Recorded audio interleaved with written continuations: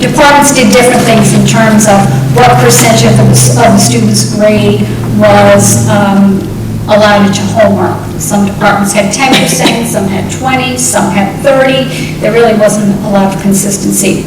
So to try and bring this all into alignment, the Struggling Learners Task Force said that there will be some variation, but homework will not count for more than 20% of a student's total grade. Carla, I don't know if you want to say anything further about the Struggling Learners Task Force. Carla was a driving force behind this. Okay, very good. Mike Martin, the assistant principal for grade 8 and 9, is the head of the Struggling Learners Task Force. So that's our homework statement. Passes. Previously, we required students to be issued a pass to travel anywhere in the building, to the bathroom, to the teacher's room next door, to deliver something, to pick something up. Wherever they went, they needed passes. We found this year that students go where they need to go, and they're not loitering and they're not wandering, and we decided, why have the teacher take the time to write the pass out and give it to the student? So we are doing away with the pass system, except in 2 cases. We feel the accountability is important for disciplinary purposes when a student's traveling to or from the office, and also to the nurse if there's a medical concern. So we're going to try this and see how that goes this year. I don't think we'll have any problem with it. A big change for us has been in the tardy policy. After looking at the policy, we found that we have a significant number of students who serve Saturday schools who are there for tardiness, for being 3 minutes late, 5 minutes late. They're serving a 4-hour Saturday school. And while the policy resets at the semester, the old policy, your third tardy, you had a central detention, the fourth was a Saturday school, and everyone thereafter was a Saturday school. And it was a little excessive. So we studied what other area school districts are doing, and we decided to go with the policy. Every 5th tardy, a student would receive a Saturday school. So there's nothing in between. 5, you receive a Saturday school, 10, 15, and of course this is for unexcused tardies. We did pilot this with the change of the semester in February 1st. The kids absolutely love it, and it seems to be working well, and Saturday school's been utilized really for the purpose it was designed. There are not half to 3/4 of the kids sitting there for tardies. It's more of a disciplinary reason why students are in Saturday school. So we're going to continue with that. Under the drug and alcohol section, and also the smoking, smokeless, tobacco section, unfortunately this year we've had a few incidents with vapor pens and vaping. I'm sure you've heard of this. This is the new thing that's finding its way into the schools. And we decided to put language in our handbook to state that we would be treating any of those episodes as drug paraphernalia, and we would treat them accordingly. Not just as a smoking violation, but as a drug paraphernalia situation. Then moving on to the athletic handbook, just a few additions. Girls ice hockey has been added, and lacrosse for both boys and girls have been added at the JV level, so that appears in the handbook now in chart form. There was some unclarity regarding athletic eligibility in terms of a student passing. The old terminology said 6 one-year academic courses. The debate came about what is an academic course. Is photography an academic course? Is an elective an academic course? Is it just the course subjects, math, English, science, social studies? So the athletic director worked hard to research this and to resolve this, and now it has been clarified to state that a student must pass a total of 6 out of 7 courses. So every course that a student takes would count towards that eligibility, whether it's photography, whether it's English, whether you're taking a course as a pass-fail. There are a few pass-fail options when a student takes Best Buddies as a course. So anything that a student takes as a course would count towards that academic eligibility.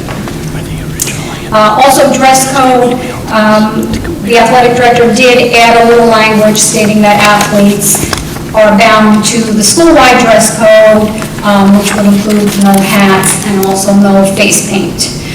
We do have spirit weeks where we have color wars and we have hat days, and those lead up to usually our pep rallies around homecoming time.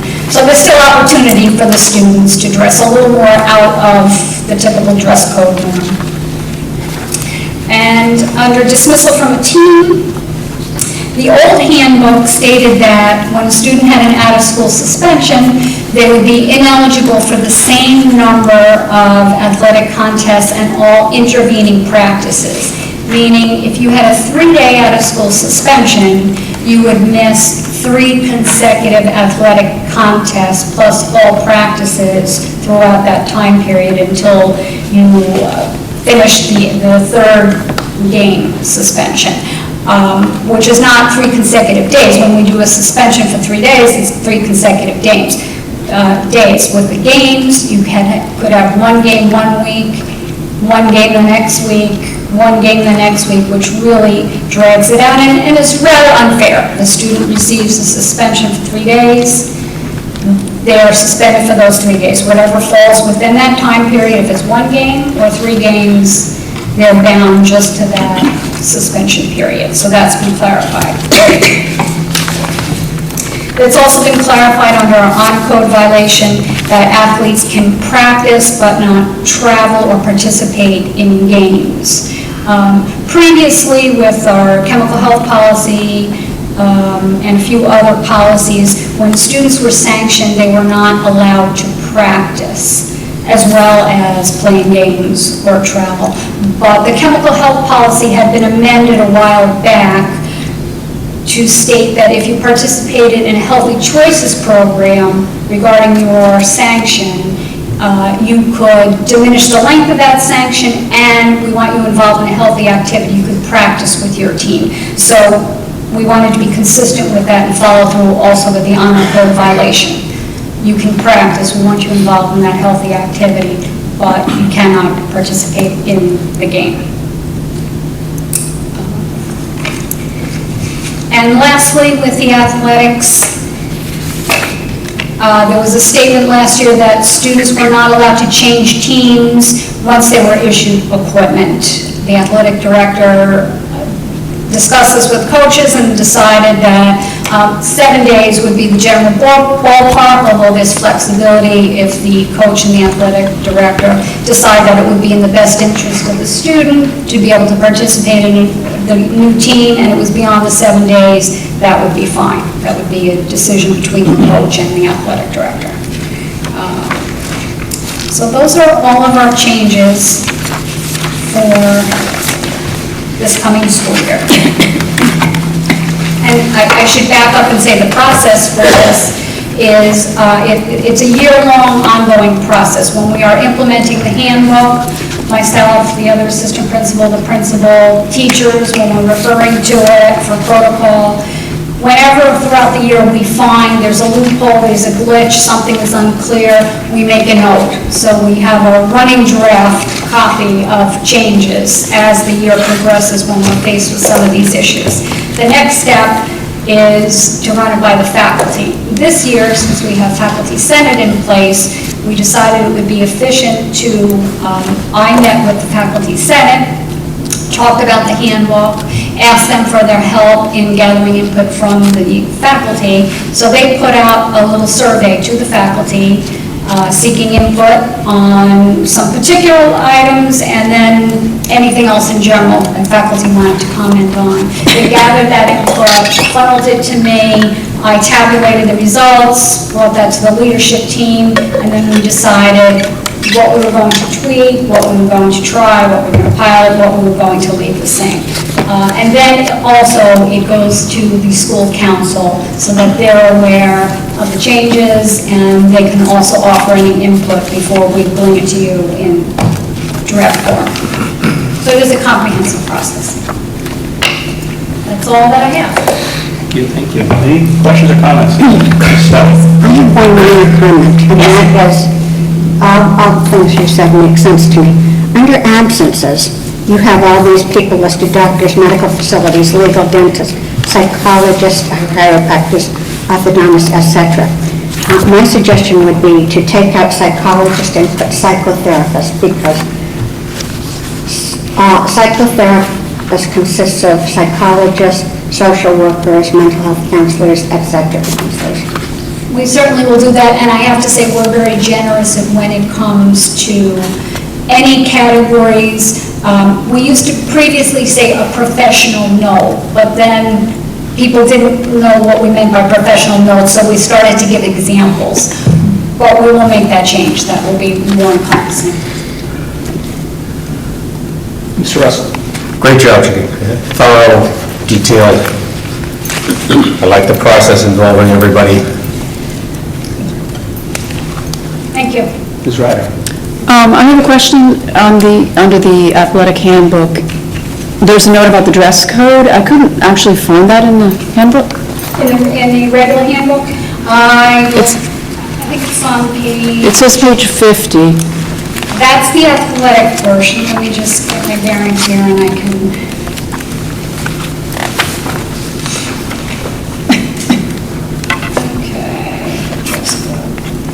Page 24 of the student handbook, the regular handbook, there's a section on dress code. Right, but I thought there was something on page 50 that says refer to page 24 of the student handbook. That's what I couldn't find on page 50. Let me find it. It's probably embedded. Yes, on page 50, right above commitment, the last bullet, for game day dress, please refer to dress code section of student parent handbook, page 24. I'm looking at the wrong thing.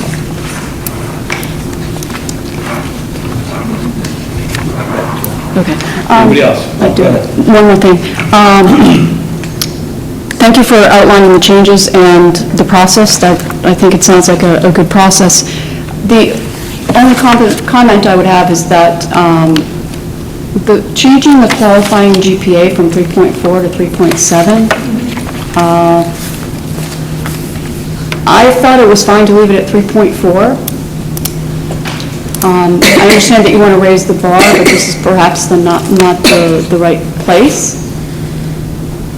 Well, the National Honor Society does have a small steering council of teachers that discuss this, that research it, that gather input from the faculty, and they did go through that process before they made that decision. It's just that is the National Honor Society qualification. To me, it doesn't make sense to make it higher. Brian?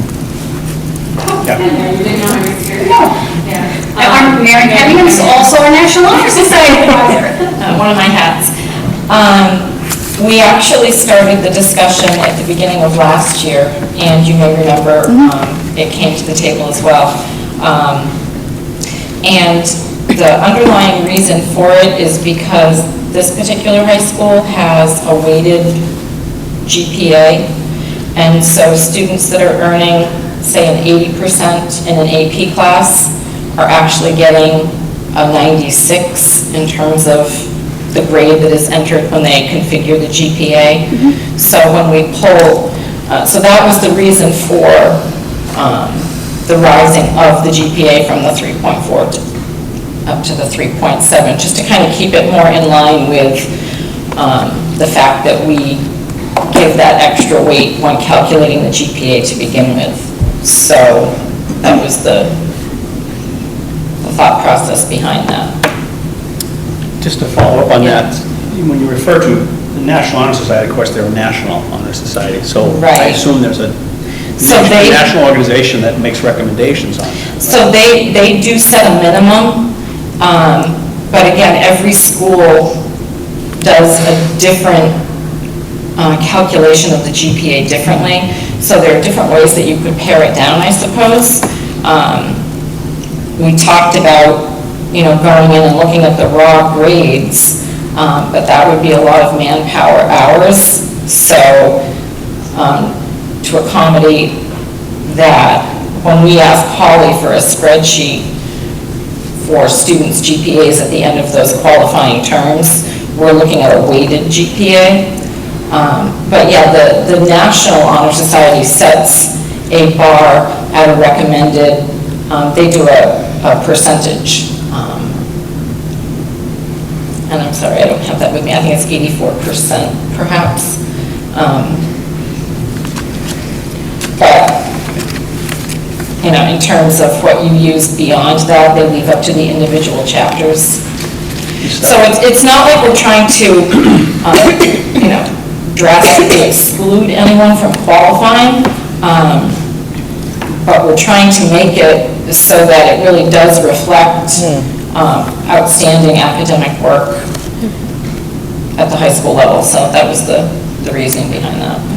So, I just will put my 2 cents in, and I'm not a supporter of making it higher.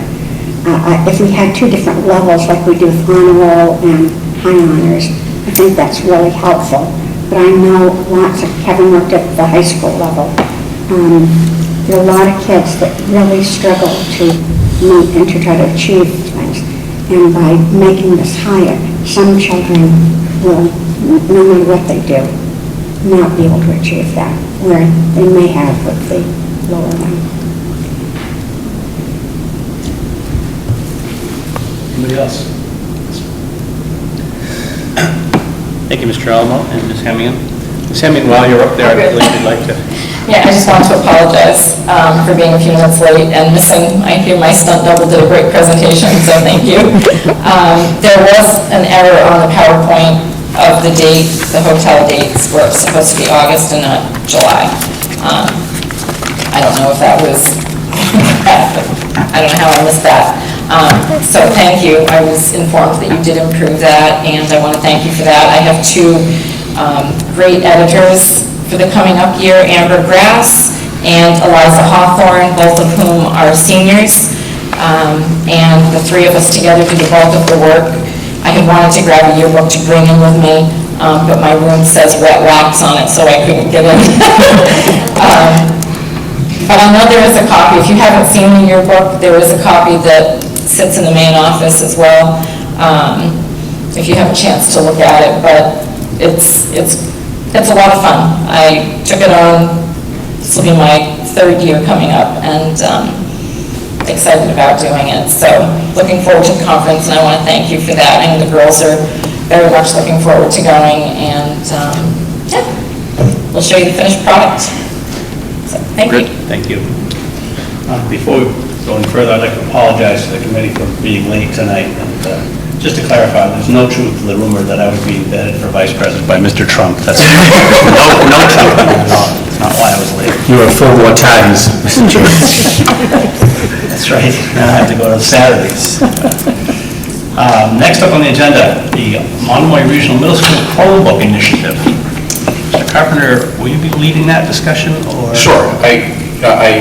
What I've done is just put together a quick little PowerPoint that summarizes what Principal Wilson shared with the committee at our last meeting, but also summarizes the gist of the conversation that the Finance Subcommittee had on how could we potentially go about expanding the One-to-World Chromebook initiative from currently at the high school level, 8 through 12 Chromebooks are distributed, and how could we expand that to be a 5 through 12 to include it at the middle school and high school.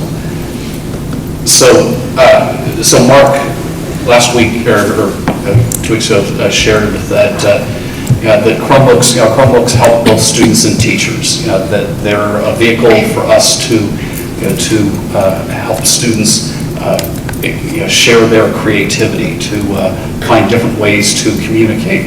There are also ways that the Chromebooks can help teachers bring the world into the classroom, use the technology to differentiate lessons. And I thought there were some wonderful examples of the ways that you could take a text that that Mark was sharing and have it modified for each individual learner. I was at the Mass Superintendent's meeting for the last couple days, and today there was a gentleman, his name's Milton Chen, who is the head of the George Lucas Educational Foundation, and also is in charge of Edutopia, which is an education website. And I thought that he was describing these learning ecosystems and really how technology allows us to connect our students to the learning ecosystem. And it's not just the classroom. That with the computer, you can go connect to that museum. You can connect to parks, to libraries, to all over the world, and it's broadening what that the classroom isn't just confined between four walls once you bring those Chromebooks in. The challenge with bringing the Chromebooks in is that each of the Chromebooks that the school district distributes ultimately has a 3-year cost of about $273 per Chromebook. And the presentation that the Principal Wilson made to outfit the middle school, we would be looking at an outlay of $137,000 to outfit each middle schooler with Chromebooks and have enough Chromebooks left over to have as some loaners and to be able to go and provide those students that are on free and reduced lunch a Chromebook. So the options that we really focused on in the conversation with the finance subcommittee is this notion of what if there was some sort of shared financing between home and school, and then what would the logistics, or what might the logistics have to look like for that. So the conversation centered around, would we potentially as a district consider implementing a technology fee? And it would be a fee that would be one that would be assessed to families for each student who would be getting a Chromebook in grades 5 through 12. This would have then the families paying a portion of that Chromebook's cost through the technology fee, keeping in mind that these Chromebooks have a lifespan of about 3 years. We were talking about ways that we might realistically be able to refresh the technology so that students every 3 years could get a Chromebook. So you could imagine that a 5th grader gets a Chromebook. They're using it 5th, 6th, and 7th grade. 8th grade, they're getting a new Chromebook, so that we're refreshing the technology and keeping up with the advances in technology. And one of the things that Principal Wilson brought up is that with the Chromebook, families also are avoiding some back-to-school supplies. There are fewer notebooks that are going to be needed. Most of that writing is going to be done on the Chromebook, so it's implementing a fee, but it's also helping families avoid some back-to-school costs. So the concept here is that the fee, the technology fee, would help us with keeping these Chromebooks refreshed every 3 years. But by having that technology fee, it would also provide some funding for the district to help us in terms of technology, period. Just having Chromebooks isn't enough. You have to have an infrastructure to have the Chromebooks connect to the world at large. And so every year there's a significant amount of outlay that the district has to keep the networks at the state that we need them. We have built into to our budget to upgrade the middle school infrastructure over the course of this summer, and that's approximately about a $90,000 outlay to get that middle school network, so that the Chromebooks would be able to then connect to it and connect to the, to the wider world from each of the classrooms. But as we all know, the technology that we've had in our homes, every 5-10 years, you're needing to replace the modem because the new software or the bandwidth that you currently have is not sufficient for the data that's coming through, that is required on the other end from your computer. So that we could imagine that the school district similarly is going to need to go and keep up with the pace of technology and be continuing to refresh the technology behind the Chromebooks in the network. So we, as a finance subcommittee, there wasn't a fee per se that that we settled on, just a discussion on whether or not a fee might be appropriate for the district. The district, one of the things that we considered is that currently there aren't fees in the district, and this, if we go this route, would have a fee for the first time in Monomoy. We talked about that fee being less than the 3-year cost for the Chromebooks, and that fee potentially would slide with the cost of technology. So it's given that Chromebooks over the last couple of years have come down in price, it actually has the potential that the fee could go down if the cost of Chromebooks goes down, or if there's some new Chromebook technology that happens, potentially that fee is tracking with whatever the next evolution of Chromebooks looks like. And then there's there were things that we need to kind of take in mind. What's the benefit of implementing the district's first fee in terms of a technology fee versus some of the challenges that families might have with that fee. The other things that that we discussed is the challenges of implementing a fee if we were looking at it for the 2016-2017 school year versus looking at it further out, and what's the benefits that we might see if we implement sooner rather than later. In conversations I've had with Principal Wilson this afternoon, he's really thinking that it would probably be best if we look at waiting to roll out the Chromebook initiative, not for the 16-17 school year, but for the 17-18 school year. We'll have the network in place, gives us a little bit more time to start ramping up professional development for our teachers. We do have a fleet of Chromebooks at the middle school that we can embed Chromebooks within classrooms on the CALs, the computers on wheels, so that we have the potential really for at any given time about a third or more of our students using Chromebooks in the classrooms. What they don't have the advantage of, or what they wouldn't have the advantage of that the high schoolers have, is that the high schoolers have that Chromebook go home with them. And I know from my experiences as the father of a high schooler, the Chromebook comes home and there's a lot of work that gets done at home. So there's that seamlessness between what's happening in the classroom and what's happening at home that that would just be deferred at the middle school level until we choose to implement it. So there are other options between or besides a technology fee. What we have done at the high school level is it's built into the budget.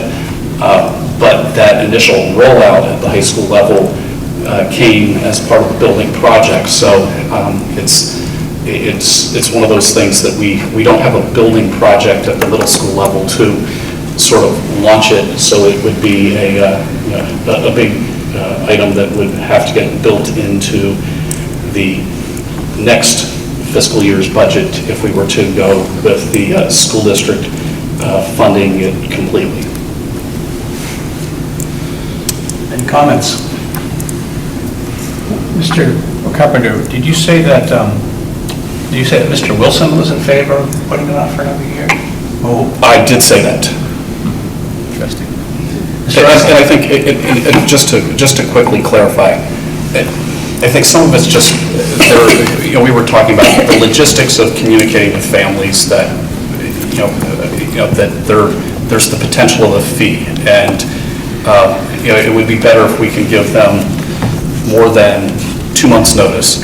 From a school's perspective, the logistics of collecting the fee is not one that to overlook. That you can imagine that we would have nearly 1,000 students that were that we're working with those families to collect money, and we just want to make sure that we've got the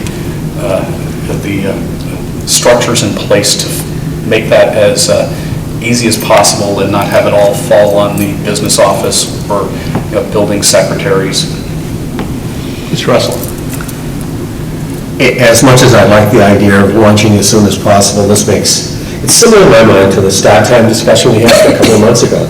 How looking at that extra 12 months will allow a lot of the unknowns to kind of surface and be addressed in a far kind of way. In addition to that, as we go through this particular fiscal year, the possibility would exist that come winter or early spring, we find ourselves able to subsidize the school budget, subsidize whatever fee there would be. If whatever it would be, we might find ourselves to be able to pick up a third of that Chromebook lease with the school's ability. We don't know that now.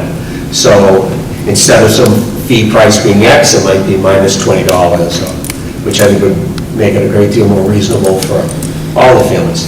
And going 512, as I said earlier the other day, I think it's a solution to something that will involve the high school without having us parse why do the high school youngsters at grade 8 through 12 have a so-called free Chromebook, but at the same time recognizing we're not able to finance that every year without a building project as we had. So Principal Wilson, thank you for that second thought as to maybe this is the step to take, and this coming 7 or 8 months we can iron out the details, because actually I think the plan is so simple. It's just the actual launch is not that easy. Stout. I was very excited about this program when Mr. Wilson spoke about it last meeting. The Cape is not a place that has traditionally had fees, and I would like us really to do all we can to make this a free public education as public education is intended to be. And so the idea of putting fees for things like a trip to Spain, where people have to raise money and do that, to me those are extra things. But what we're talking about now is akin to charging our students for textbooks, because this is a need, it's a curriculum need, we're using it in that way. I love the idea, but I think we need to find a way to include it in our budget for whatever grades we do. Mr. Davol. I also agree with Mr. Russell that moving into the next year logistically makes a lot of sense, and that was a big part of our discussion in the Finance Committee. I just hope that because we were putting it into a year from now, we don't let it slide to the back burner. We need to keep it up front, keep it going, and have a lot of communication with the families starting right when school opens, and just move it out as a very positive, good thing for all the students. In addition to the reason you mentioned of keeping the families aware of it, we're talking about in another year providing Chromebooks to every student.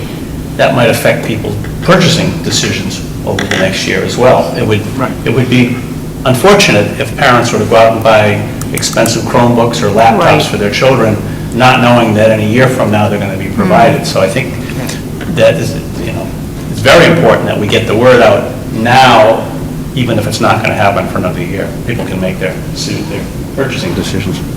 That's right.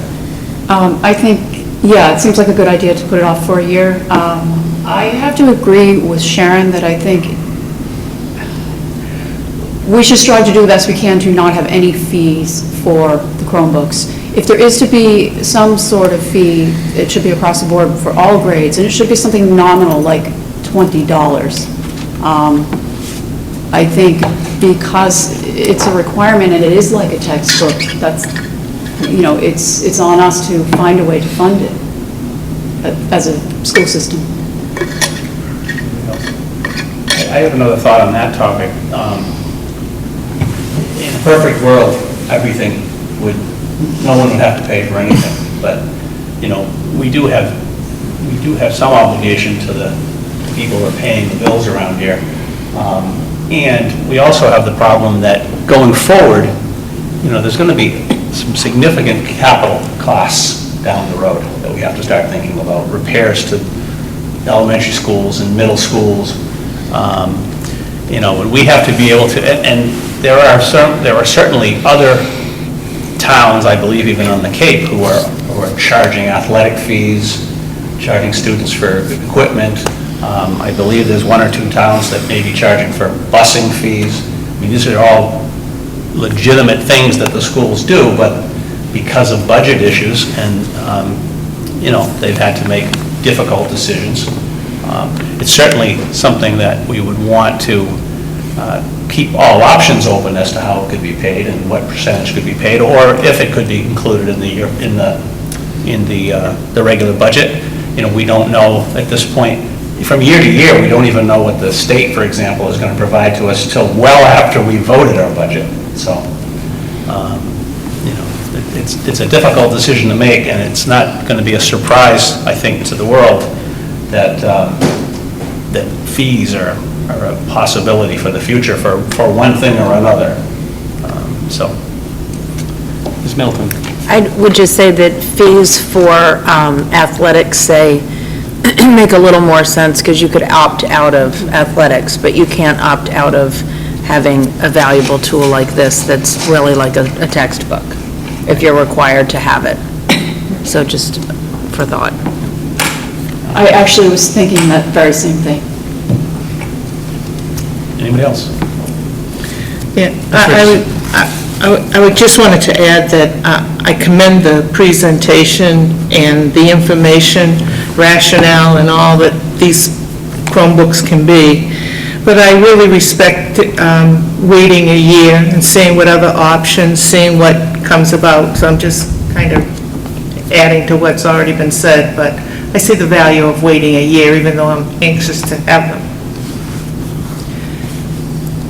I'm assuming that they were discussing this tonight as our first introduction, well, not technically our first introduction, but our first detailed introduction as to possible costs and things. Is the committee looking to make a decision on this tonight, or do we want to make this something we think about between now and our next meeting?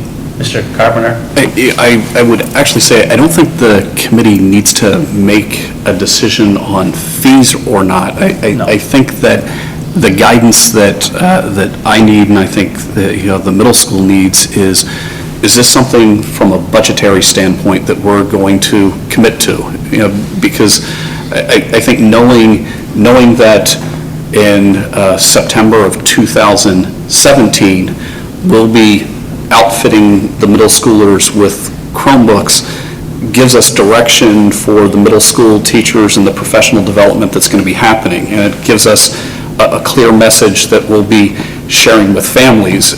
We might find ourselves in a budget situation as we, so ideally we can go into the budget cycle and we can put in the, $130,000 as this is what we want to make happen for free within the budget.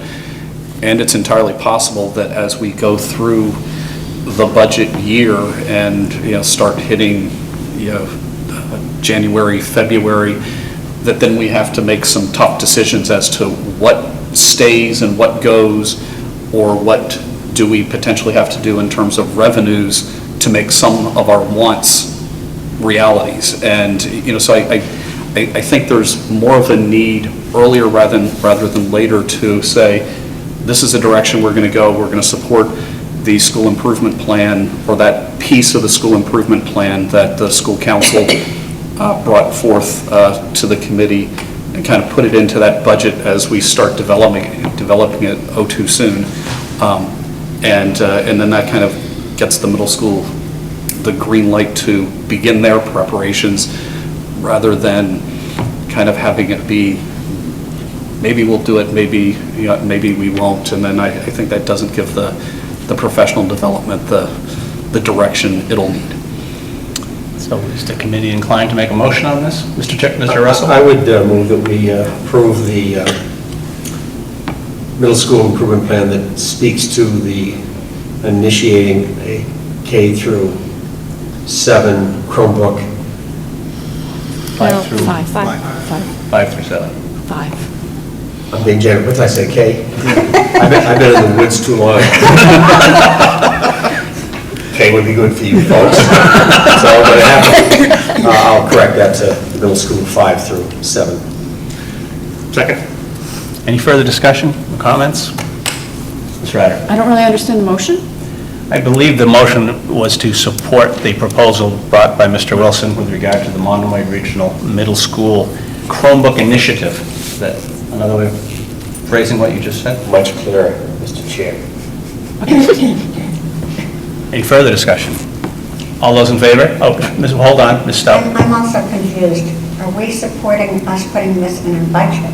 We're supporting the initiative itself without determining the cost. All right, thank you. Anything further? All those in favor? Aye. Is there anyone opposed? Thank you. It's unanimous. Thank you, Mr. Wilson. Next item is the fiscal 2016 end-of-year financial report. Ms. Isernio.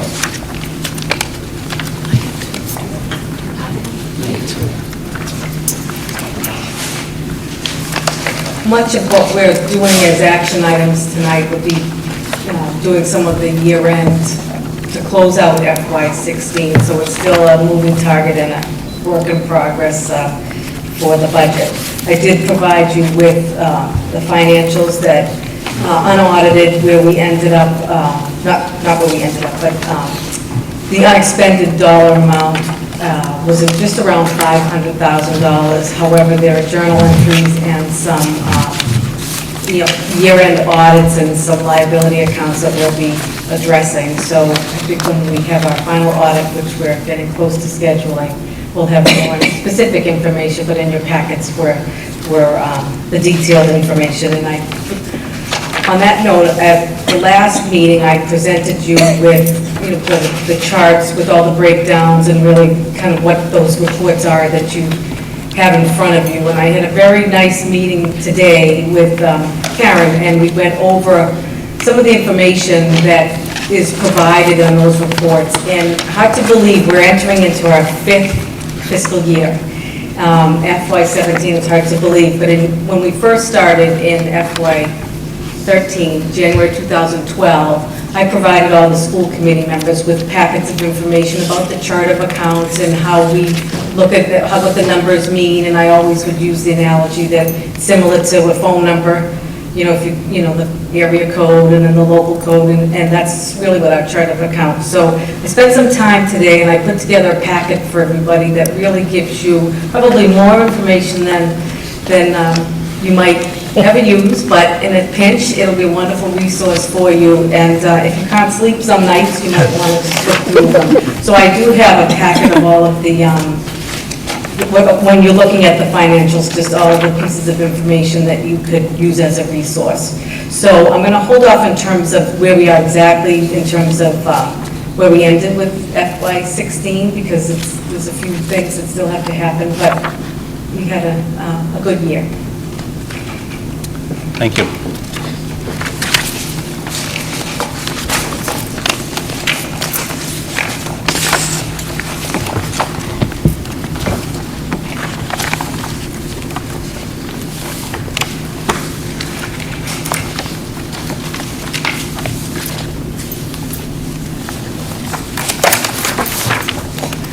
Mrs. Isernio, you do need us to vote at some point on some transfers, right?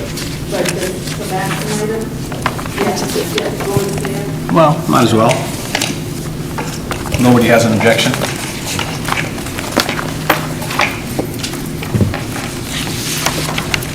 In the packet that I sent, everything was included except for the one that had to do with our encumbrances for FY16. And the reason I couldn't send that ahead of time was because we were still cranking out the warrants and providing all of that information. So we have 4 action items that need to take place.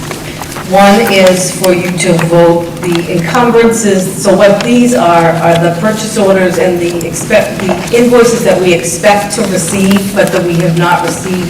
Now, we have until July 15th to close out the prior fiscal year, and then we have to account for all of the invoices that we expect to receive.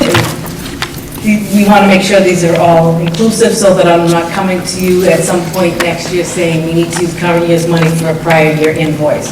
So this is I forgot, this is not in your packet, and I just realized I didn't make copies, so thank you. We'll get there. Okay, So we'll get back to that. we'll come back to that. Yes. So, there were, when we voted the FY16 budget, we anticipated getting a certain dollar amount for regional transportation, and we received additional funds for the regional transportation aid. And as you recall, we established a regional transportation revolving account so that any monies we receive, we can put into that revolving account to offset the FY18 assessment to the towns. So there's a dollar amount, it's with my packet there. We received $70,391 additional dollars in regional transportation aid. So I need somebody to make a motion to transfer those funds into our regional transportation revolving account. Mr. Davol. I move that we transfer the sum of $70,391 from the transportation account to the transportation revolving account to be used as an offset in the FY18 budget to the town. Second. Is there a second? Second. Any further discussion? Any questions? All those in favor? Aye. Any opposed or abstaining? Thank you. The next action item, per the Department of Ed and the school nutrition program, if we have any accounts, any families that have negative balances at the end of the year, the general fund has to pay back the food service program for those accounts that are in the minus. And that doesn't mean that the debt is forgiven. We still will collect those, or attempt to collect those fees, but we need to fund it out of our general fund.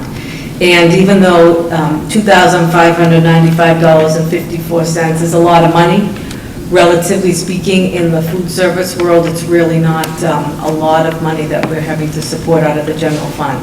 So what we need is a vote to transfer out of the general fund $2,595.54 over to the food service program for uncollected balances in those accounts. Mr. Davol. I move that we transfer from the general fund $2,595.54 to cover the uncollected balances in the cafeteria fund. Second. Second. Any questions or concerns? You can always tack these charges onto the unpaid technology fees. Any further discussion or remarks? All those in favor? Aye. Any opposed or abstaining? Unanimous vote. Thank you. So the second to last, when we get the other one back, are the budget transfers that we need to bring the cost centers out of the negative. And I'm repeating myself, but as we're all well aware, when we entered into this budget year, we knew that we would be paying for the retirement incentive that we offered last year and the sick leave buyback that was attached to that. So that was a significant amount of money that makes up the bulk of the transfer.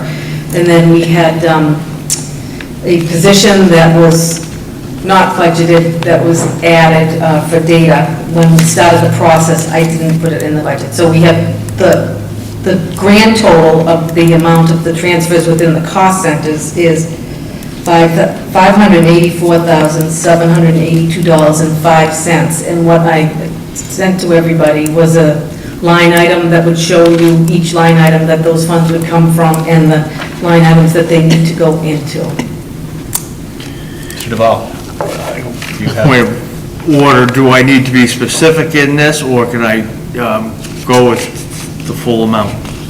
Do I need to go through each line item as a debit to and a credit to? Barbara's saying yes. Thank you, Barbara.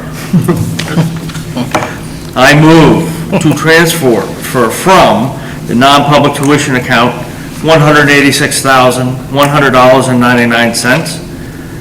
The maintenance of building contract services, 1604, in the amount of $122,266.32.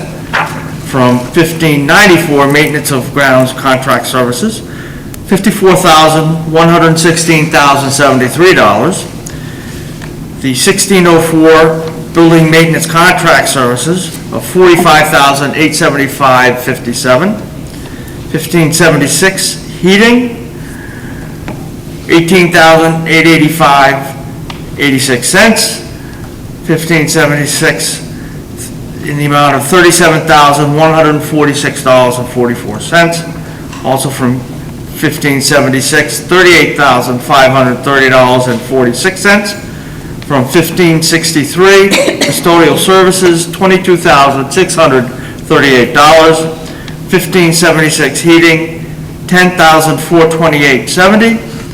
1576 heating, $38,530.46.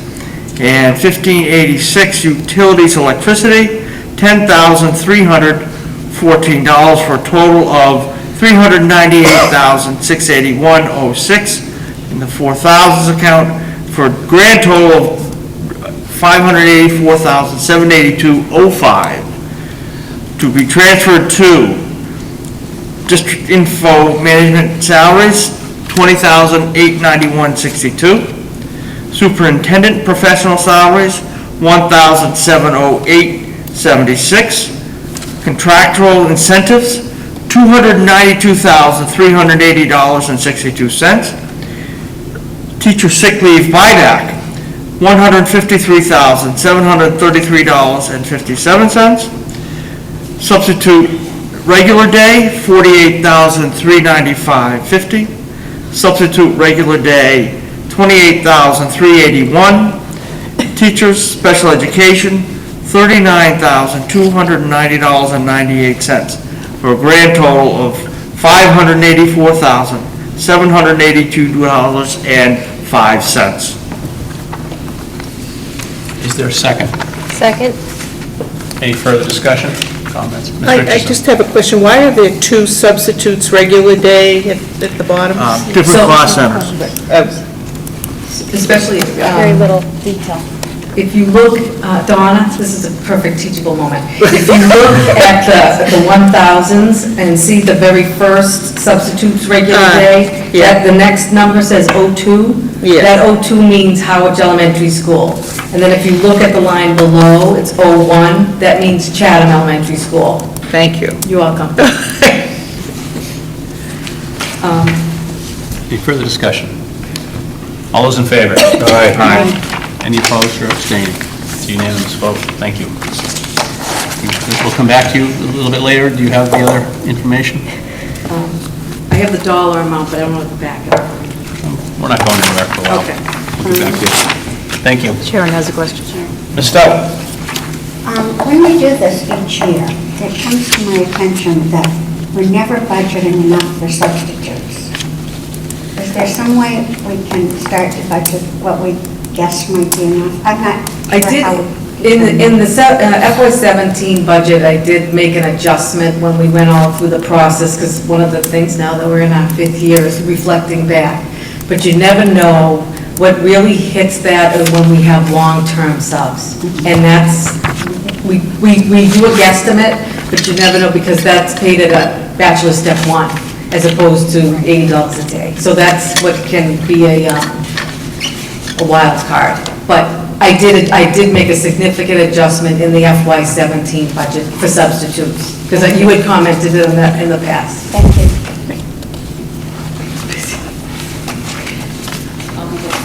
We'll get back to you. Moving along, the next item on the agenda is Regional Agreement Workshop.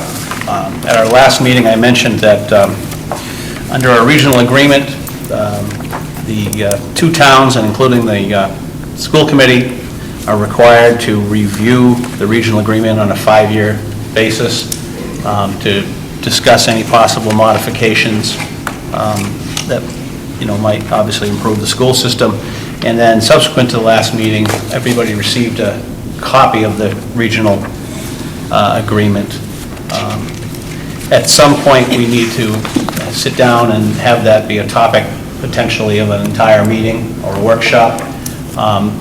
Before we get to that, does anybody have any off-the-cuff comments or concerns about the regional agreement after having had a chance to review it? Any opening thoughts on that?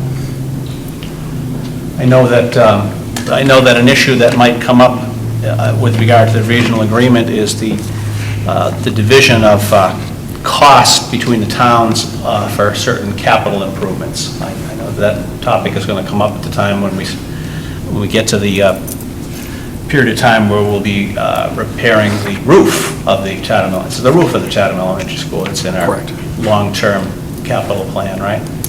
Another topic that might be discussed, I'll just throw these out there so you can be thinking about them, or another topic that might be discussed would be the modification of the regional agreement with regard to attendance, where the students would attend.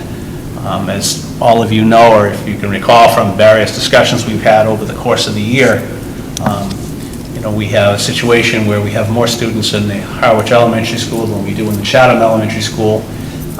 We've had differences in terms of not just the total number of students, but the students in each classroom.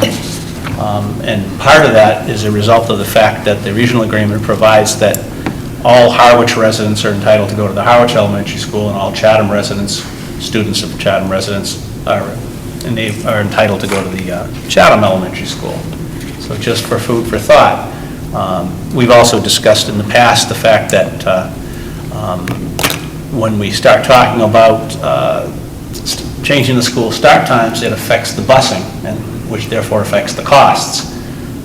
So we might consider that a potential assistance to the solution for that might be modifying the bus schedules in such a way that students that live within a certain geographical proximity to, in Harwich, but a certain proximity to Chatham Elementary School, might attend Chatham Elementary School for the purpose of having the buses be able to implement a less expensive or better timed in terms of start times. So I throw those ideas, or I mention those ideas because they've been discussed sort of off and on over the last couple of years.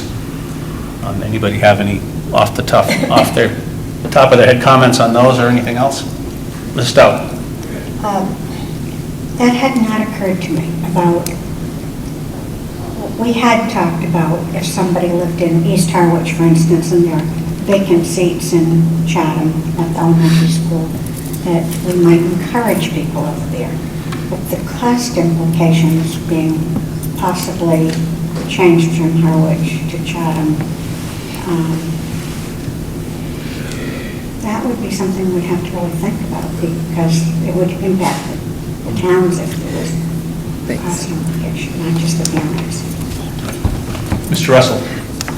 On that same topic, on the two elementary schools which are treated as village schools in a way of saying it. And I think the writers of the governance 5 years ago had a boilerplate they developed in addition to that, some really good thoughts to get us started. I don't think, though, the development of the two elementary schools, not necessarily the size of one versus the size of the other, but actually, just like for 3 years, we as a committee had to bring parity to the salaries of the Chatham teachers, versus the Howard teachers, and over a course of 3 years, we did that. I'm sure as we look, and we're getting a trend now into the K-4 2 elementary schools, that we would, as a committee, like in the next several years to be able to say there's parity, give or take 1 or 2 students per class. What would that look like? If we're trying to strive for a 19-to-1, in addition to teaching assistants to the elementary schools goal, if both schools, Howard and Chatham, had somewhere around the same number, I think that would be a reasonable goal to achieve. What I don't think we should do is to allow for years to go by where one of the schools, such as, say, Howard, might have less or more kids consistently in every grade, K through 4, to the tune of 3 or 4 or 5 or 6 less children, with the teachers being paid the same in both districts. Most especially seeing the assessment is working towards Howard paying 75% almost of all of the teacher salaries. So that's something I think in the next year or during this course of the year, the leadership committee and the school committee needs to either revise or add to this document a reasonable way to address that, which probably might not be voluntarism, because 1 year you could voluntarily make it go away, but then 2 or 3 years come by and one class would have 13 students and another class 5 miles away would have 19. And if you had one large elementary school, and I'm not recommending, that wouldn't happen. You'd have somewhere around 16 kids in each class, or whatever what nice number would be. So to add to a problem we need to look at and come up with a reasonable solution, I think that would be worth reviewing as a committee. Any further thoughts on those topics or any other thing in the regional agreement? Ms. Middleton? Was it ever worked out, if you could refresh my memory, in terms of the grounds being cared for, where I thought Chatham was covered by the Park and Rec and Harwich was not? I don't know, but I'll let Mr. Carpenter does. I think in each case, we have entered into an agreement with the town of Harwich where the Cranberry Valley Golf Course, we're paying them to maintain this property because of the adjacency, and similarly, we pay the town of Chatham to do mowing at the 2 schools in Chatham. So there are agreements, it's kind of outside of the regional agreement, but there are agreements that we've worked out with the Harwich towns. Elementary School? So Harwich Elementary School, at the moment, our staff are doing the mowing at Harwich Elementary School, and that's something that our facilities director is looking at. Do we continue doing that? There's not an adjacency to Cranberry Valley, so do we continue doing that? Do we look at some sort of private contractor to do it? Would it be reasonable to assume that the 2 towns that are, with Chatham charging us in Chatham and Harwich charging us in Harwich, that's a competitive price versus a private contract? That's good to know. Anything else on this topic? We don't have a particular deadline to accomplish this. It's not just our obligation, of course, it's the obligation of the selectmen and ultimately the town meeting members of both towns, but I think it should be our responsibility to initiate the discussion, and so, perhaps early in the school year, we would want to have a workshop to discuss it, and then we can present our initial thoughts, concerns to the 2 boards of selectmen. It would, for the sake of the cost of the towns, if we have to have modifications, we would want to have them done in the spring town meeting. We wouldn't want to ask the 2 towns to have a special town meeting just for this purpose, so we do have some burden to get this discussed, fairly, well before the end of the school year. Yes, Mr. Davol. We propose that we start it in September, because it would be nice to have the majority of this put to bed before we start the budget process. Yeah, right. Get it out of the way. Right. Yeah. It could have an effect on the very next budget. Right. So perhaps we'll we do have a meeting in August, so perhaps in our meeting in August, we'll come up with maybe we'll have a better idea of what our September meetings are like, as to whether we want to incorporate it in a regular meeting or set up a workshop meeting. Anybody else on that topic? Thank you. Ms. Isernio, do you have your information?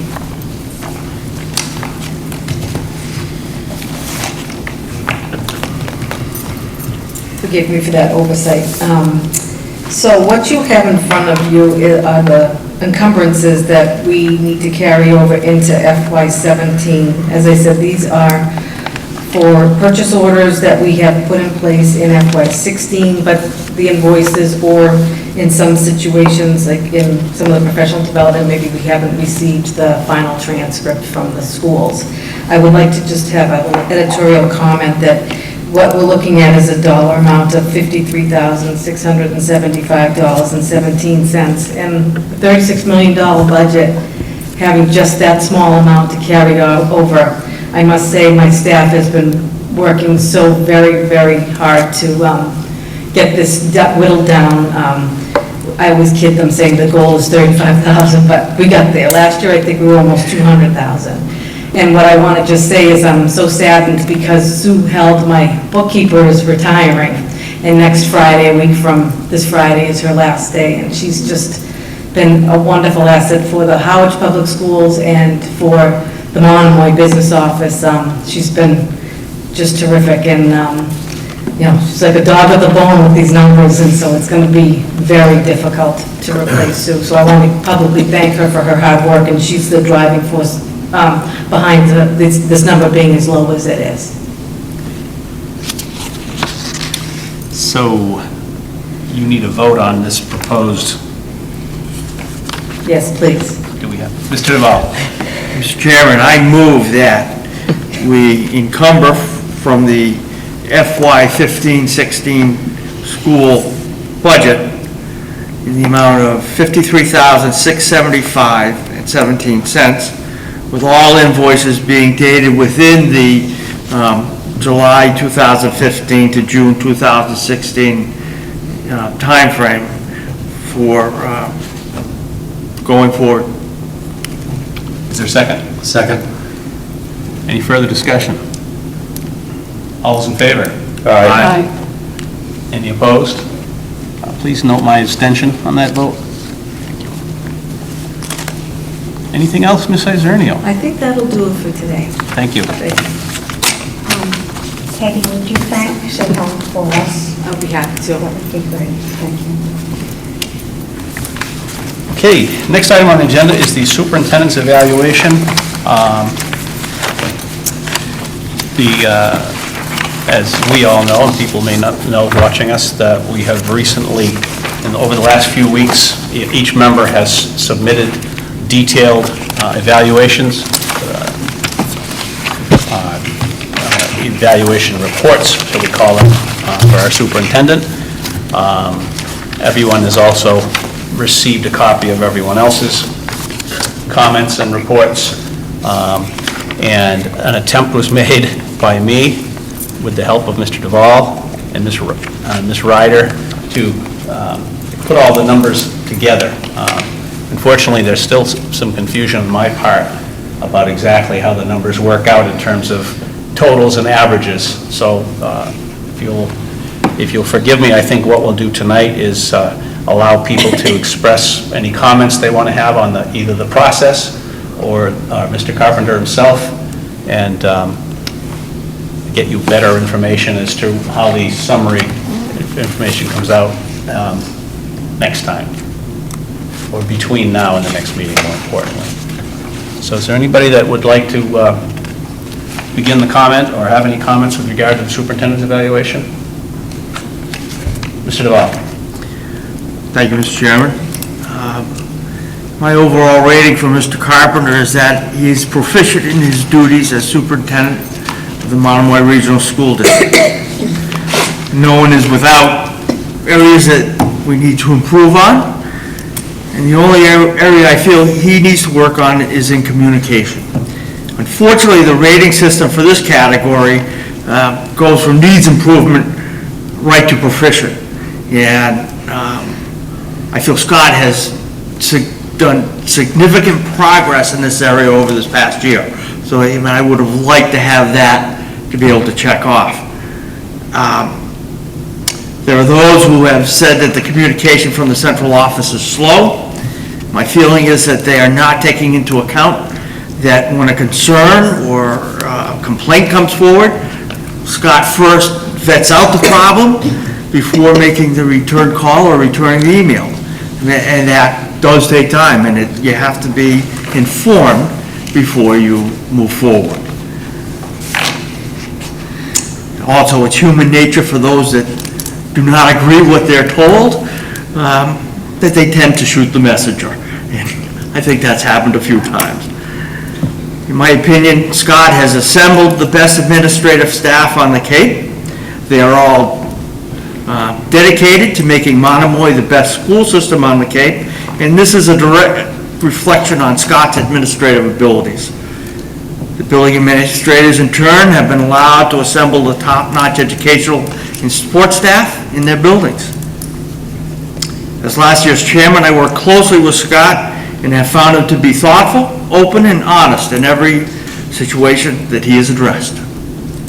And once again, I find him to be proficient in his job. Thank you, Mr. Davol.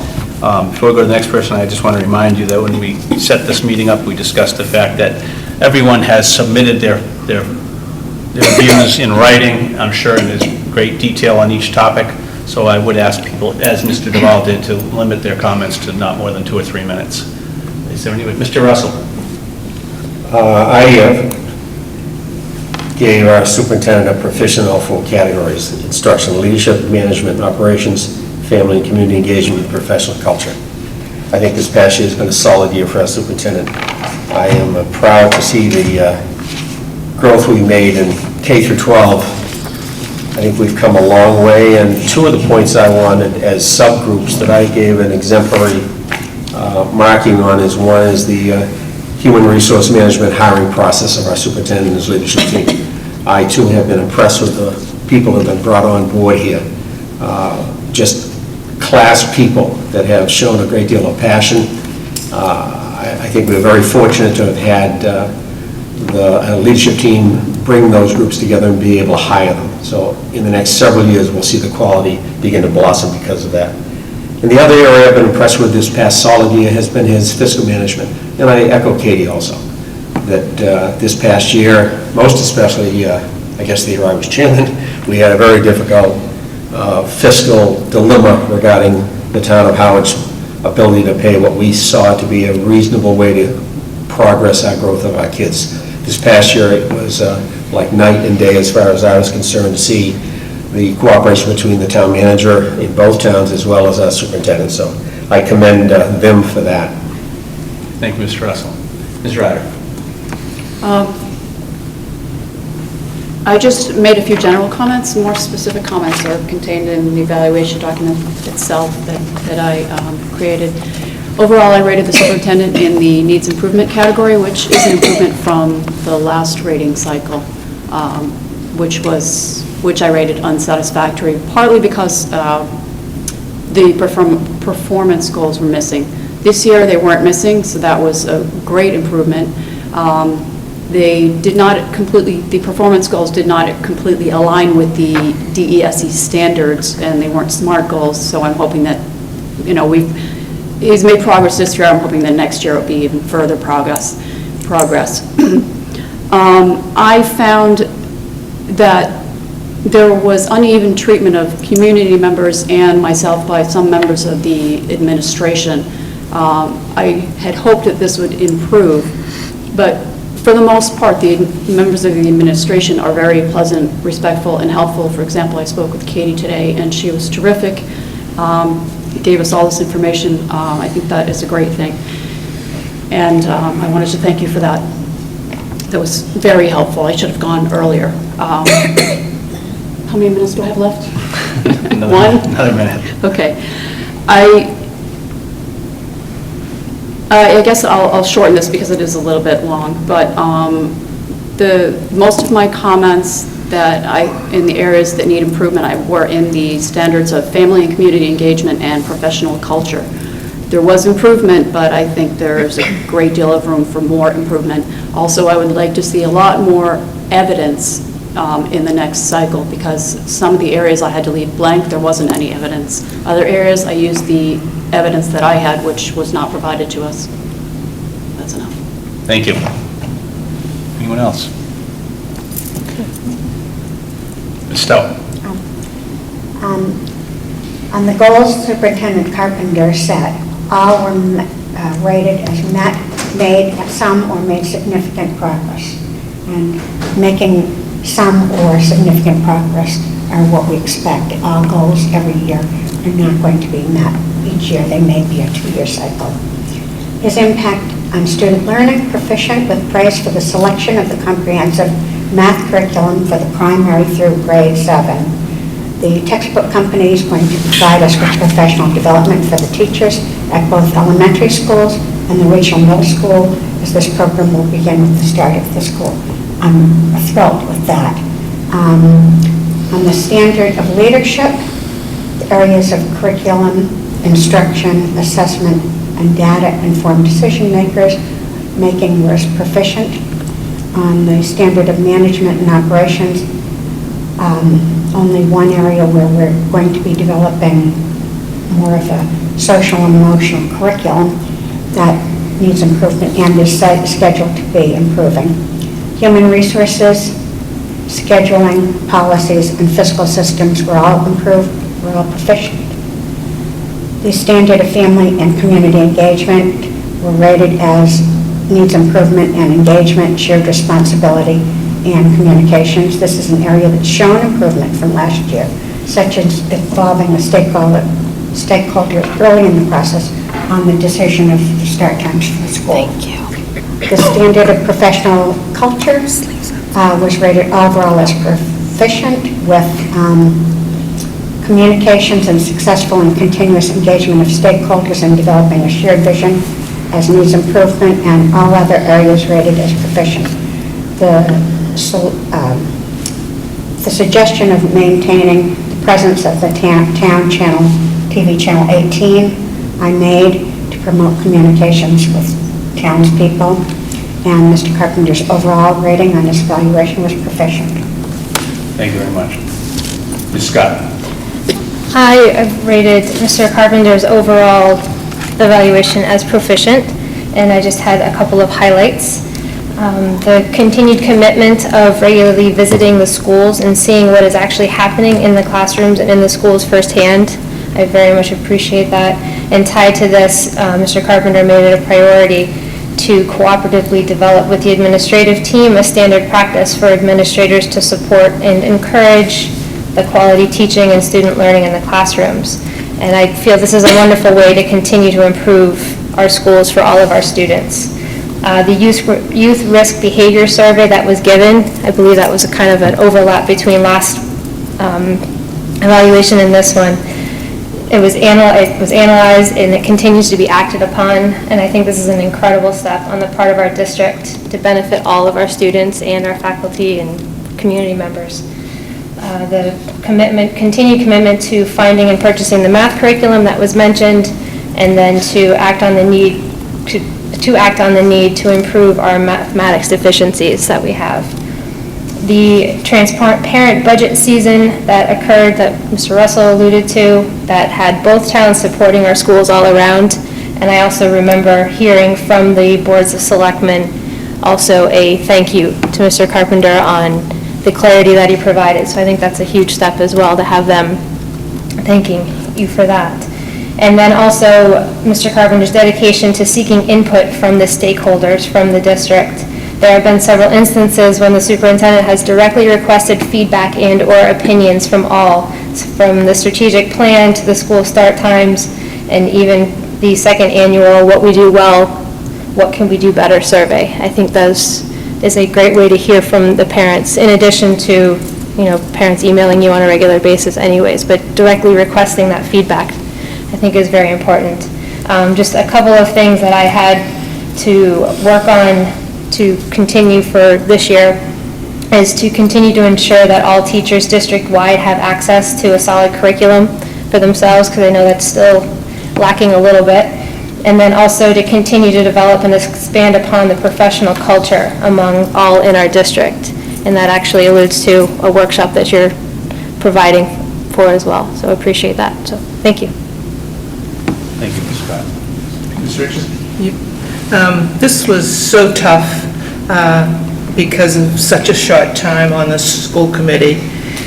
Even though I had been attending meetings, I didn't have access to all the data.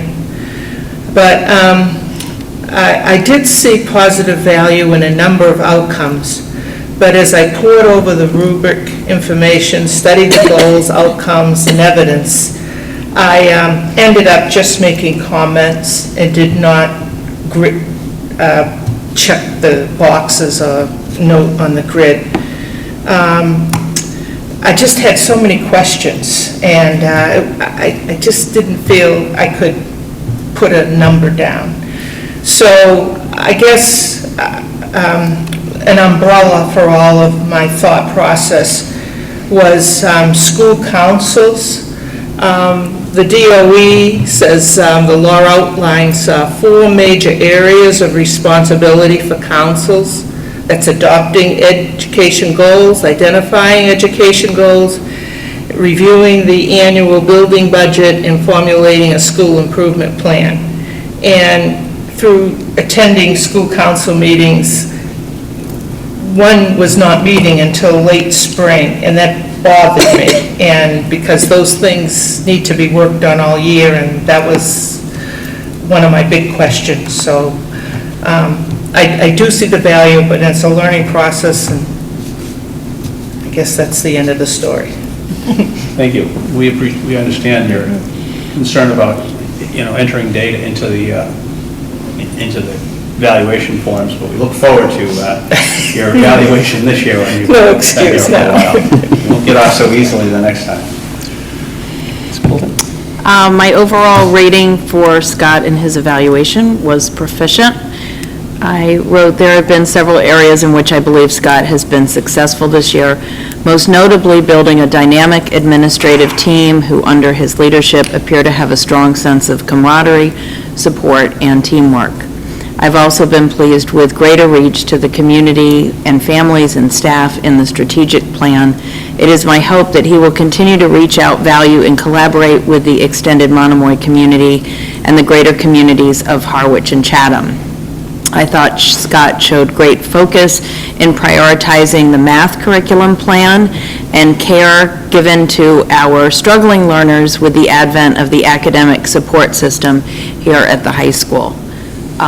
There's no question of his dedication and work ethic. In terms of growth areas, I'd like to see fewer changes in staffing in our schools, realizing that in some cases Scott is honoring transfer requests.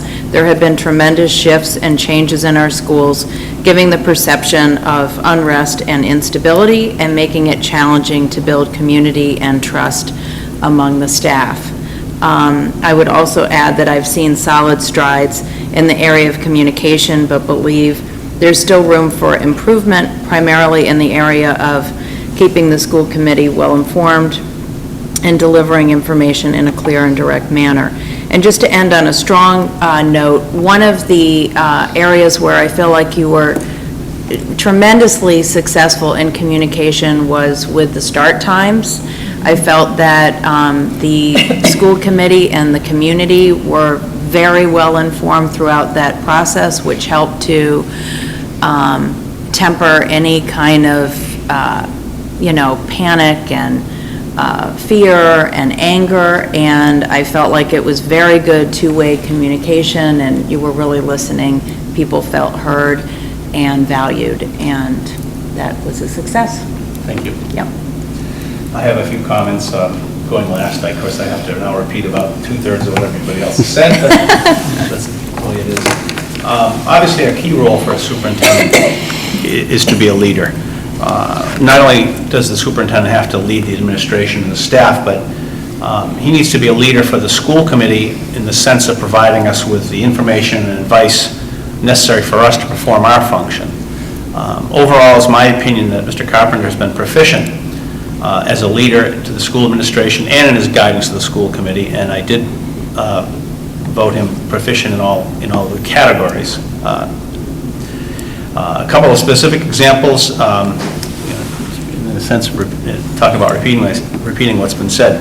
I think a definite highlight of the year was Mr. Carpenter's handling of the school start time issue, the investigation and deliberation process supported by a very impressive attempt to obtain opinions from both within and without the school body itself, resulted in a recommendation from Mr. Carpenter which best represented a compromise between two clearly strongly held positions, which I believe will further result in a significant benefit to the students and to the system itself.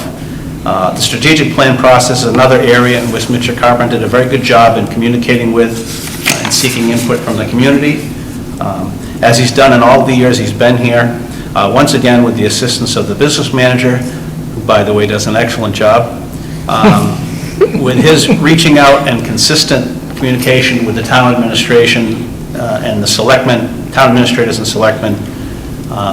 Probably we've had the least difficult budget season that we've had since we became a region, and I give him a lot of credit for that, particularly because I know he worked diligently and consistently and regularly with the two town administrators, so that by the time we got to seeking approval of a budget,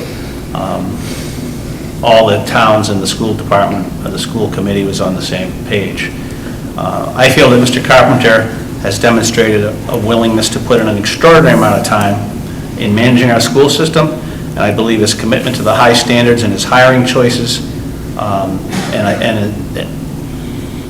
he's put an extraordinary amount of time in managing the school commitment and in committing to the high standards of his hiring choices and his direct involvement, as has been said, in the teacher evaluations. So as I say, I did rate him proficient in each category. Anybody else? I guess that covers everybody, doesn't it? All right. As I said, and I apologize to Mr. Davol who created a very nice spreadsheet for numerically calculating the averages, which I seem to not be able to handle from an Excel standpoint. I had the assistance of Ms. Ryder and Mr. Davol, who both came out with slightly different results as well, so I don't feel completely bad. But as I said, I'll get that to you before the next meeting. Anybody have any last thoughts or comments on the superintendent evaluation? Ms. Stout. Well, if we had a chance to talk about this, I would have added a few extra things in there, but since we had to do this all individually, I guess we're limited by our own individual thoughts at the moment. Okay, thank you. It's a process. It's wonderful to hear everybody kind of saying similar things. Okay, next item on the agenda is subcommittee reports. We've sort of had a report already from Mr. Carpenter with regard to the recent Finance Committee meeting. Are there any other subcommittees that would like to present a report? Okay, none? Hearing none. Next item on the agenda is the superintendent's report. Mr. Carpenter. Just to maybe quickly back to the feedback from the evaluation process. I think perhaps the one thing that I heard that resonates most is the quality of one's team that you're surrounded with, and I could not be more blessed with the quality of the team that I have around me. And it was nice today at the superintendent's conference. One of the former superintendents from Revere was given sort of a major award for the long-term work that he had done. And he got up there and said something, that the secret to his success is hiring people that were smarter than him. And in many ways, I think we're surrounded, the whole group, from the central office, our business manager, Carla, our director of student services, and all to our principals and our assistant principals. It's a great, absolutely great team to work with. So it goes a long ways when you have people like that. And then I also can't speak highly enough about your recording secretary for the school committee who, who does a fabulous job for this district and really helps Monomoy hum. So thank you to all. I want to both wax poetically for a second here. This will be our last regular school committee meeting that we have Joan Goggin with us. Joan's probably now jumping up and down going, yay. What will I do on my Thursday nights? But Joan has been just a treasure as a director of student services to work with for the last 3 years, and it's one of those that I think as the biology guy, science teacher, the realm of student services is like that thing most far from my wheelhouse, and to have somebody so effective and who I know is doing everything she can in her power to go and help us serve students who struggle effectively, and to make sure that we're in compliance in every legal way that we need to be. She has been absolutely fantastic. And now we have, it's nice that 2 days ago we have Melissa McGuire starting with us, and they have time to overlap and make that handoff. So I welcome Melissa, and I will miss Joan, and look forward to maintaining a friendship for years to come. Here, here.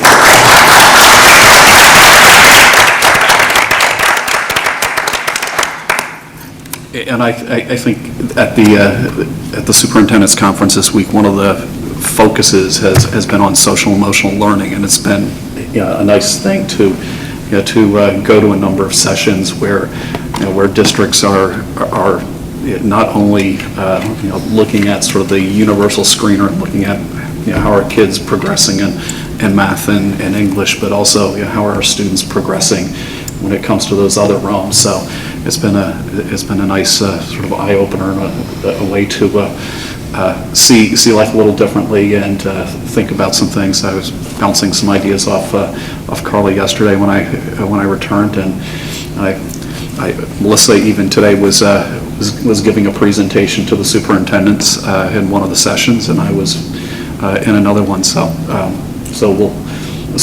I'm sure we'll see some headway in that area as well. I apologize, when I was doing recognitions, I skipped over two important ones that are in your packet.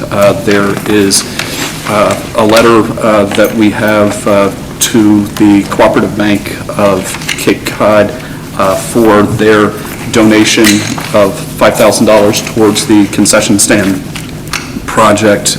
They partnered with us last year and provided us $5,000 last year and then $5,000 this year. That has really gone a long ways to getting the initial lumber delivery that we have to start framing that. In addition, I would like to thank the Chatham Waterways, or the Friends of Chatham Waterways, for their donation of $1,200 towards Mike Newby's program at the middle school to purchase a triggerfish ROV. So this is sort of like a underwater vehicle. And then I also have in your packets for the last several months, occasionally you'll hear us say we need to have this policy enacted or that policy that involve different school environmental factors. We have received notification that we have been finally approved for the mass chips verified status. So we are now eligible to receive the maximum reimbursement for the building project. So it's good from a financial standpoint, and we will be scheduling a time where we can invite the people from Mass Chips down to celebrate us getting the certificate, but also really to acknowledge that the building that we've put in place and the policies that we've put in place within the district are meant not only for a fiscal return, but to have our buildings be more green and healthier places to work and learn. The last little piece of news to share with you, there was an article in the newspaper about a week and a half ago that the wind farm that we are part of with CVEC has been slightly delayed, and so they're still expecting that that wind farm will be up and operational by the end of the summer. But there were some delays initially with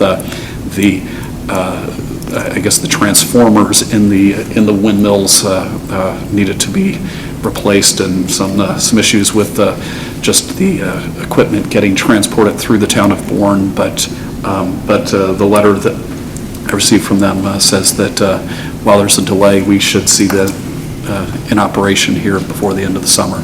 So that's a good thing for us.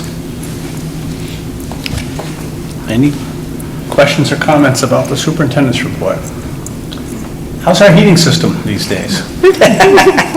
Well, it's we're And the air conditioning. We're cooling just nicely here this evening. I received a phone call from Mike Morrison, who is our Skanska project manager, that there's a conference call.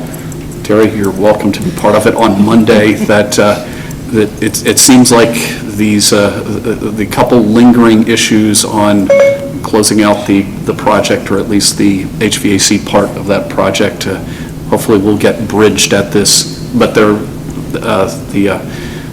items that were left lingering in terms of some programming are hopefully that close to being worked out. So, and again, it's one of these things that it's about probably $15,000 worth of programming time, 6 hours on each unit that needs to happen to truly kind of say, okay, we can put this project to rest and do the fiscal closeout.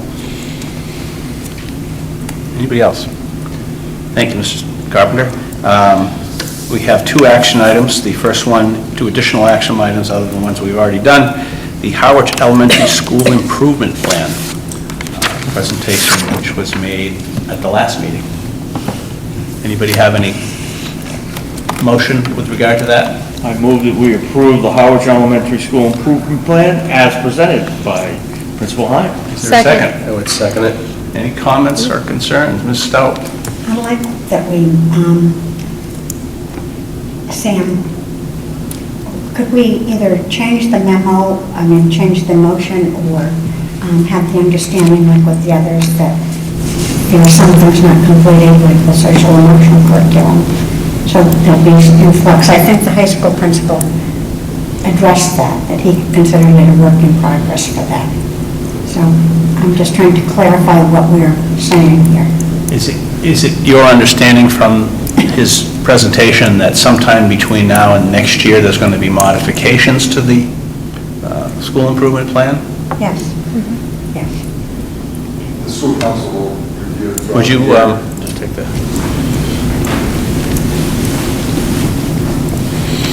Mr. I Hine. recall it was multiple, Sam Hine, principal of Harwich Elementary School.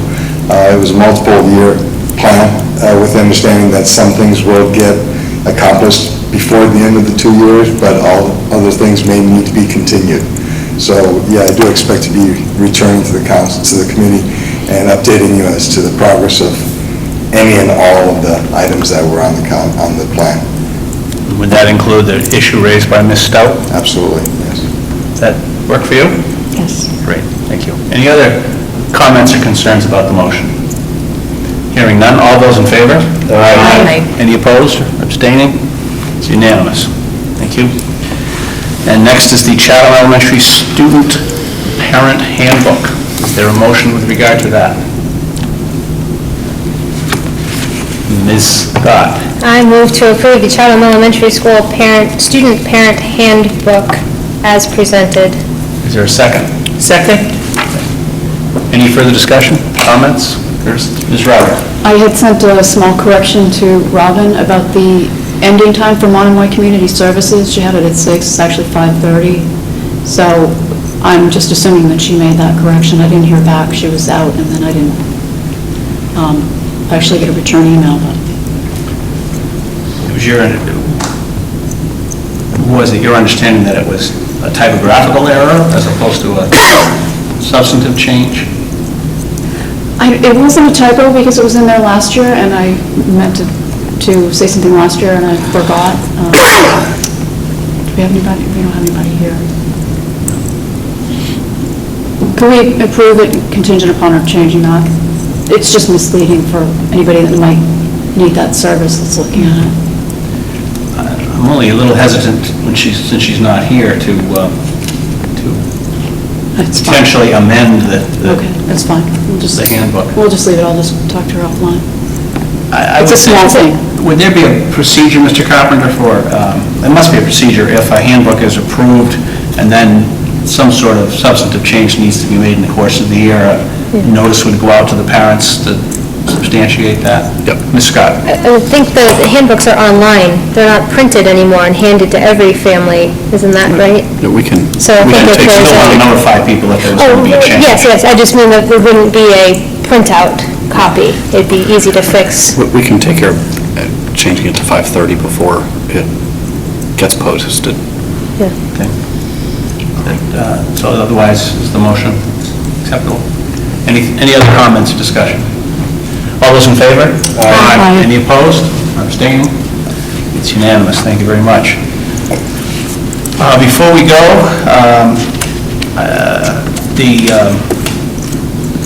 the MASC November conference is coming up, obviously in November 2nd through 5th in Hyannis. For those who would like to attend, I've been asked to point out that there is a significant discount if you sign up and I presume pay, no later than the far-off date of tomorrow. So I would just let everybody know that that's opportunity arises. Let's see if I can tell you what it is. It's $350 per registration as opposed to $465. That gets to be real money. What is the date again? November 2nd through November 5th in Hyannis, usually at the hotel. Yep, it's at the Resort and Conference Center in Hyannis, 35 Scudder Avenue, behind the Melody Tent. I know many of you have attended that in the past, and I have attended it a couple of times, and it's very, very useful. I noticed this year that Liz Walker, former WZZ news anchor, will be one of the speakers. Jimmy Tingle, I just like saying that name, will be there. But anyway, as I say, if anybody wants to take advantage of that discount, please let Barbara know as soon as possible. I just have to say that although I've never heard any of those speakers that are kind of, I consider them fluff speakers like Jimmy Tingle, this is the statewide conference that we are very fortunate enough to have held in Hyannis. And so people can go for part of the time, all the time. There's some breakdown of what that is. But different things are decided at this. All the new things that come out, we just did the superintendent's evaluation when it was first brought up, school committee evaluation, all kinds of budget things. There's a lot of wonderful things. I think that if you have any interest or time, you might look and see if there's some day or times that you might want to go. Barbara, what do we have to do? Do we just have to say, yes, I'd like to go? I'd like to go. Thank you. I don't think I have any other chairman issues to talk about during the meeting. Does anybody else have anything that's within the realm of the meeting that we'd like to discuss? Hearing none, I'll recognize someone for a motion to adjourn. So moved. Second. All those in favor? Aye. Any opposed? Those who are opposed may stay. Can I see that? Yep.